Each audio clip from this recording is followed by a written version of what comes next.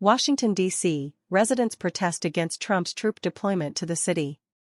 Washington. Several thousand protesters marched in Washington, D.C., on Saturday to demand that U.S. President Donald Trump end the deployment of National Guard troops patrolling the capital city's streets. With Trump vowing crackdowns in other Democratic-led cities as well, he appeared to threaten Chicago with migrant deportations in a social media post with an image that parroted the 1979 Vietnam War movie Apocalypse Now.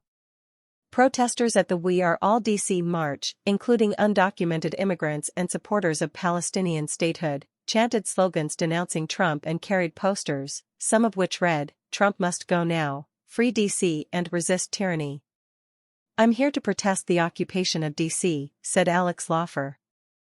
"We're opposing the authoritarian regime, and we need to get the federal police and the National Guard off our streets." Trump sent troops to re-establish law, order, and public safety last month, claiming that crime was ruining the city. In addition, Trump sent federal law enforcement personnel, including members of Immigration and Customs Enforcement, to police the city's streets and placed the Metropolitan Police Department in the Capital District directly under federal control. These actions have been criticized by critics as examples of federal overreach. Justice Department data showed violent crime in 2024 hit a 30-year low in Washington, a self-governing federal district under the jurisdiction of the U.S. Congress. The National Guard serves as a militia that answers to the governors of the 50 states except when called into federal service. The D.C. The president sits directly in charge of the National Guard. Trump said on Tuesday that he would also deploy National Guard troops to fight crime in Chicago, an extraordinary effort to militarize the country's third-largest city that was likely to trigger a legal battle with local officials. Illinois Governor J.B. Pritzker said after Trump spoke that he had learned from reporters that the administration has gathered ICE agents and military vehicles, and that there are more ICE agents that are on the way. "What they're trying to do in D.C. is what they're trying to do with other dictatorships," said Casey, who declined to give his last name. "They're testing D.C., and if people tolerate it enough, they're gonna do it to more and more areas. So we have to stop it while we still can." More than 2,000 troops, including from 6 Republican-led states, are patrolling the city. It is unclear when their mission will end, though the Army this week extended orders for the D.C. National Guard through November 30th.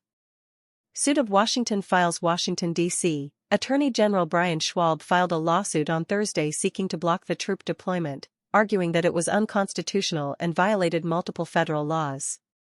However, a number of locals have expressed support for the National Guard and advocated for its deployment in low-income areas of the city where crime is at its highest. The majority of the National Guard's visibility has been in tourist and downtown areas. Washington, D.C., Mayor Muriel Bowser has praised Trump's surge of federal law enforcement personnel in the city, but has said that she hopes that the National Guard's mission will end soon. Bowser said there had been a sharp decline in crime, including carjackings, since the surge. The mayor signed an order this week requiring the city to coordinate with federal law enforcement. Trump was playing golf at his course outside Washington and was not at the White House when protesters marched past on Saturday.